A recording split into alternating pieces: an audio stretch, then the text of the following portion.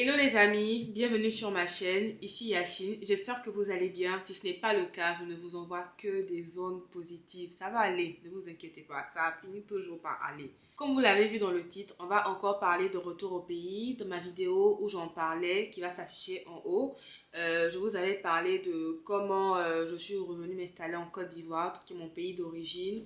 Et aujourd'hui, l'heure est au bilan. On avait brièvement parlé à la fin de la vidéo, mais aujourd'hui, je vais rentrer plus dans les détails. Et suite aux échanges que j'ai eus avec certains d'entre vous sur Instagram, en inbox, j'ai trouvé que cette vidéo-là aussi était utile à faire. Pour moi, le bilan dans sa globalité, il est très positif. Comme je vous le disais, je suis rentrée pour passer aussi du temps avec mes parents et ces choses faites.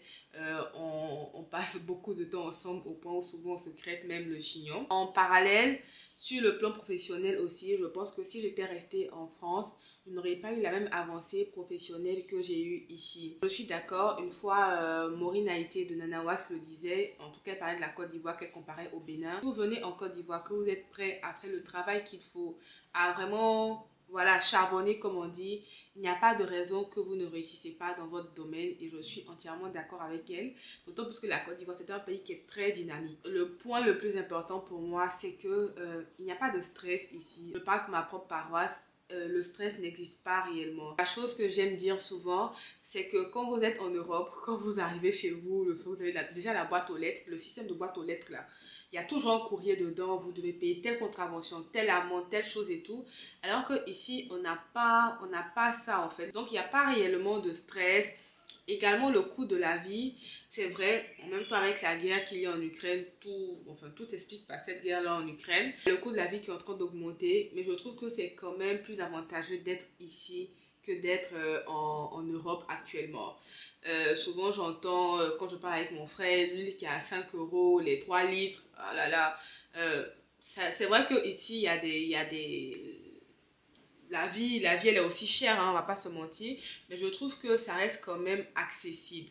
Je donne un exemple. En Côte d'Ivoire, si vous voulez manger un plat, le plat le plus basique, disons un plat de garba. Le garba, c'est fait avec de la tiéké, qui est de la semoule de manioc, accompagné de petits légumes pour ceux qui en mangent avec du poisson thon frit. Et avec 1000 francs, donc disons même avec 2 euros, vous pouvez manger un bon plat de garba. Si vous êtes en France, disons un plat basique, je dirais un sandwich, avec 2 euros, vous ne pourrez pas avoir de sandwich, même pas un petit croque-monsieur. Donc là, déjà, vous voyez un peu la différence. Après, effectivement, il y a des comment on dit ça, des inégalités, hein. Autant en Europe vous allez trouver des personnes qui ont les moyens, en Côte vous allez en trouver aussi, et des personnes qui struggle tous les jours aussi, vous allez en trouver, mais d'une façon générale je pense qu'il y en a pour toutes les bourses. Si vous ne pouvez pas partir au supermarché, vous pouvez partir au marché directement. Il y a tout, il y en a de tout en fait. Au niveau des connexions, je trouve qu'en Côte d'Ivoire c'est beaucoup plus facile d'avoir des connexions. Je parle de relations, d'avoir son propre réseau. Vous avez une facilité à rencontrer des gens, soit à différents événements, vous avez une facilité à réseauter que vous n'aurez pas forcément quand vous êtes en France par exemple. En tout cas de par mon expérience. Quand je parle de rencontrer des gens, je parle des gens d'un certain niveau en fait. Voilà. Je trouve qu'ici, il y a plus de facilité en fait à rencontrer ce type de personnes, à entamer les discussions avec ces personnes-là et avoir son propre réseau pour... On ne sait jamais, hein, on ne sait jamais dans la vie, comme j'aime dire. Au niveau des inconvénients, le premier point qui me vient en tête, c'est, je vais dire, au niveau de notre façon de fonctionner. Et je vais mettre tout cela ensemble. Vous quittez d'un environnement très individualiste pour venir dans un environnement très communiste en fait, où la communauté ça compte beaucoup, où le regard des autres compte beaucoup, où il y a vraiment de l'intrusion en fait. Et si vous n'êtes pas habitué à ça, ça va être très compliqué pour vous. Je m'explique. Ici, par exemple, tout le monde pense qu'il a son mot à dire sur comment vous vivez, que ce soit vos parents, vos oncles, vos frères, vos soeurs. Tout le monde estime qu'il a son mot à dire en fait. Et si vous n'êtes pas habitué à ça, si vous, dans votre façon de fonctionner, ça ne se fait pas comme ça peut poser des problèmes en fait. Et je sais de quoi je parle. Il y a le fait aussi que les gens attendent beaucoup de vous. Je veux dire, ok, on se dit, ah, tu as vécu en Europe et tout, tu as les moyens. Ça se voit même souvent quand vous venez en vacances ici, tout le monde a un service à vous demander. Savoir dire non, il faut apprendre cette culture du non. Moi, en tout cas, pas, je suis pro non. Donc, c'est très important de savoir dire non, je ne peux pas faire ça, non, ça, c'est pas possible et tout, machin. C'est important parce que ça vous permet à vous-même de mettre des limites, de vous mettre des limites en tant que personne et de permettre aussi aux autres de savoir qu'il y a des choses que vous pouvez tolérer, il y a des choses que vous n'allez pas du tout tolérer. Un autre point, c'est le style de vie que vous voulez avoir. Si vous voulez avoir un style de vie à l'occidental et tout, il faut savoir que ça vient avec un certain coût. Des fois, quand je vais au supermarché, je vous montre un peu les produits qui viennent de l'étranger. Si vous voulez manger du saumon, j'aime le saumon par exemple. Si vous voulez en manger, il va falloir mettre la main à la poche parce que ça coûte hyper cher. Donc maintenant, vous avez des alternatives, ça serait de consommer local. Un autre point que je dirais, c'est le voyage.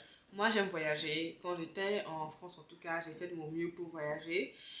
Depuis que je suis en Côte d'Ivoire, c'est vrai que j'ai déjà voyagé, mais c'est un certain coût. Je veux dire, le prix du billet, quand je vais par exemple en Guinée-Conakry, le prix du billet, c'est limite un billet si je vais en France. Vous voyez, et c'est pas très logique en fait. La dernière fois, je regardais une vidéo de Anan Ferjani, que j'aime beaucoup, qui est une journaliste qui a sa chaîne YouTube qui s'appelle Beyond the Noise et qui en parlait également du coût des billets, pourquoi les billets étaient intéressants. Je vais vous mettre le lien dans la barre d'infos et ça ouvre aussi les yeux. Mais au-delà de ça, souvent, quand vous lisez à peu près ce qui se dit, c'est fait exprès en fait. C'est fait exprès que je ne vais pas rentrer dans une théorie du complot et tout, mais que les Africains n'aillent pas visiter les autres pays autour de, qu'on ne se sente pas unis en fait et tout, pour que le continent n'avance tout simplement pas. Je pense que c'est pas si faux que ça au final, mais en tout cas, si vous êtes ici, le prix des billets d'avion, waouh, ça c'est un autre délit. Même si vous êtes en Côte d'Ivoire, dans le pays même pour voyager. Je vous donne un exemple. La seule compagnie, c'est Air Côte d'Ivoire. Et Air Côte d'Ivoire, souvent, c'est un peu tiré par les cheveux. L'année dernière, je partais à San Pedro et on a dû payer par personne, je crois, plus de 100 000 francs. Presque environ 200 euros, juste pour un voyage de 45 minutes. Abidjan-San Pedro. Je sais que certaines personnes veulent rentrer, s'installer dans leur pays, mais ils hésitent. Moi, ce que je vous dirais dans un premier temps, c'est d'essayer de rentrer plus régulièrement. Rentrez plus régulièrement, venez tâter le terrain. Venez voir comment ça se passe ici. Est-ce que vous serez confortable avec ça? Avec la manière dont les gens vivent ici? Avec la façon dont vos parents sont? C'est très important parce que quand vous rentrez en vacances, comme j'aime le dire, c'est différent de quand vous rentrez vous installer. C'est comme souvent quand vous avez votre ami qui vient vous voir juste occasionnellement et cet ami-là vient s'installer avec vous. C'est totalement différent, c'est une autre approche. Si vous avez de la famille, si vous êtes marié, si vous avez des enfants et ils doivent venir avec vous, ramenez-les aussi pour que ils sachent s'ils sont prêts à venir s'installer ici avec les conditions qu'il y a. Deuxième point, ne croyez pas à tout ce qu'on vous dit. Je donne un exemple.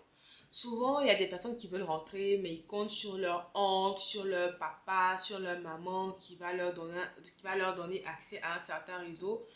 Je peux vous dire que c'est n'importe quoi. Comptez que sur Dieu et sur vous. Comptez que sur Dieu et sur vous, pas sur quelqu'un. On entend toujours des histoires d'un homme qui vous dit « On voit ton CV, oui, il n'y a pas de problème et tout. » Et finalement, ça ne se fait jamais. Comptez que sur Dieu et sur vous. Vous venez, vous postulez, vous faites les entretiens qu'il faut. Si tout est OK, vous rentrez. Ne rentrez pas en disant « Oui, comme on dit souvent, l'Éternel est mon berger, je ne manquerai de rien et tout. » Non. Troisième point, je dirais, si vous avez la possibilité, vivez un moment avec votre famille et ensuite, allez-y vivre votre vie en fait, tout simplement. Ne vivez pas forcément longtemps avec vos parents parce que ça peut créer beaucoup de problèmes. Moi, comme je vous disais, quand je suis rentrée, c'était pour passer du temps avec mes parents. Après, il y a eu des clashs en fait parce que mon approche de la vie et puis leur approche n'est pas la même. Chacun veut que l'autre comprenne son approche de la vie et tout, alors que bon, il n'y a pas ce besoin. Si vous vivez chez vous, vous n'allez pas rentrer dans ce genre de problématique en fait. Et si vous avez des enfants, ne partez pas vivre chez quelqu'un. Réglez tout ça et ensuite vous rentrez. Quatrième point, je ne sais plus.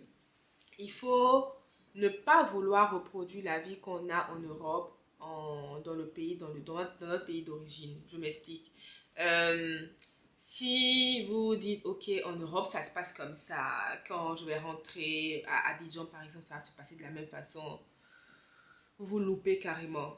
Les pays sont différents. Je vous explique une anecdote qui m'est arrivée et franchement, ce truc-là, ça a failli je me suis dit, non, c'est bon, là, je vais retourner en France. Quand je suis arrivée, j'ai commencé à travailler, il me fallait ouvrir un compte bancaire. Donc, il me fallait ouvrir un compte bancaire. Donc, je suis allée à la banque. Et à différentes banques, ça a été un casse-tête chinois. Je suis ivoirienne, j'ai un passeport ivoirien, mais je n'avais pas ma carte nationale d'identité. Pour faire la carte nationale d'identité, c'est un autre, c'est un autre problème. J'ai l'impression que si vous êtes juste étranger, ça serait plus facile pour vous d'ouvrir un compte ici. Mais si vous êtes ivoirien, les banques ne prennent pas votre passeport. Elles ne considèrent pas ça comme une pièce d'identité. Donc, à un moment, j'en avais tellement marre que je me suis dit non, c'est bon, c'est mieux qu'on me fasse un virement sur mon compte en France et ensuite je vais récupérer l'argent ici via ma carte bancaire. Et heureusement que je suis tombée sur une bonne conseillère. D'ailleurs, c'est très important. La banque que je peux vous conseiller ici, en toute franchise, ça serait Bridge Bank par expérience et tout. J'ai la chance, ma banque n'est pas très loin de chez moi. Ma conseillère, elle est disponible. Je lui fais un mail, je lui fais un message et tout. Elle me répond tranquillement. Ici, vous serez étonné de savoir que les gens font des queues juste pour avoir accès au GAB, c'est GAB, hein, je pense, pour retirer de l'argent. Pour certaines transactions, vous êtes obligé souvent de passer la journée à la banque juste pour pouvoir régler une transaction. Et ça ne semble pas déranger les gens. Donc, ça, c'est mon petit conseil. Si vous voulez ouvrir un compte ici, je vous conseillerais Bridge Bank. En tout cas, si vous avez la possibilité, il y a certaines conditions, mais si c'est possible pour vous, faites-le. Au niveau du système de santé, ça n'a rien à voir avec la France. En France, vous avez l'assurance maladie, vous avez la CMU. Donc, si vous partez vous soigner, vous avez le tiers payant, vous n'avancez pas les frais. L'État est vraiment impliqué dans ce système-là. En Côte d'Ivoire, ce n'est pas du tout le cas. Ils essaient de mettre en place un système de CMU avec lequel je ne suis pas du tout... je ne partage pas ce système-là. Je veux dire, ce n'est pas encore abouti. On vous fait payer des sommes tous les mois. Je crois que c'est 1000 francs par personne tous les mois. Mais quand vous partez dans des hôpitaux publics, on vous dit que non, la carte n'est pas encore reconnue. On continue de vous prélever 1000 francs tous les mois. Donc, si vous venez ici, il faudrait aussi négocier une bonne assurance santé. Ou en tout cas, avoir une très bonne assurance santé qui va vous permettre de couvrir vos soins de santé. Si vous n'avez pas d'assurance santé, faites du sport, faites attention à votre alimentation et tout ira pour le mieux. En Côte d'Ivoire, s'habiller, ça coûte cher. Ça coûte très cher. Je veux dire, si vous avez l'habitude de faire du shopping en ligne, type Zara, H&M, Mango, ici, vous avez des robes que les dames là, elles vont prendre sur Fashion Nova, Shein et tout, qu'elles viennent vous vendre ici à 40 000, 50 000, 70 000. Et ça coûte cher. Moi, en toute transparence, je vous le dis, je vous l'ai déjà dit sur Instagram et je l'assume. Je paye rarement des vêtements ici. Je préfère acheter mes vêtements, je fais mes cartons, je fais venir mes affaires. Ici, pour certaines choses, type électroménager, vêtements, tout ça, mais en parallèle, il y a de la friperie hein, si vous voulez en acheter. Mais si vous voulez aller dans les magasins ici, ça coûte un prix. Moi, je fais venir un carton. Si ça vous intéresse, n'hésitez pas à m'écrire sur Instagram. Je vous donnerai le nom, je vous donnerai le contact de mon prestataire. Et du coup, je fais un carton, je remplis mes affaires au moins tous les 4-5 mois. Et je fais venir mes affaires tranquillement, sans trop de chichi. Et ça me revient moins cher que si je les avais achetées directement sur place. Tout ce que je voulais dire à la fin, c'est qu'il faut être vraiment conscient que retourner dans son pays d'origine, c'est un projet. Comme tout projet, ça se prépare. Je ne sais pas réellement ce qui est mis en place par le gouvernement en matière d'attirer la diaspora pour venir s'installer dans leur pays d'origine. Qu'est-ce qui est fait concrètement? Si j'ai des informations, bien sûr, je partagerai cela sur mes réseaux. Comme j'aime dire, à la fin de la journée, c'est chacun qui voit midi. Mon expérience peut être différente de l'expérience des autres et c'est la raison pour laquelle même je tiens à le dire. que par la suite, je vais inviter certaines personnes à partager leur expérience en tant que repat pour que vous puissiez aussi mieux vous informer et mieux préparer aussi votre retour. Donc, j'espère que cette vidéo vous aura plu. J'espère que j'aurai répondu à certaines interrogations et la vidéo sortira dimanche. Et à partir de lundi c'est combien? À partir du lundi 25, une FAQ sera lancée sur mon Instagram et je répondrai directement sur YouTube ou dans un live sur Instagram. Donc, c'est à peu près tout. Je vous souhaite un très bon week-end. Prenez soin de vous et puis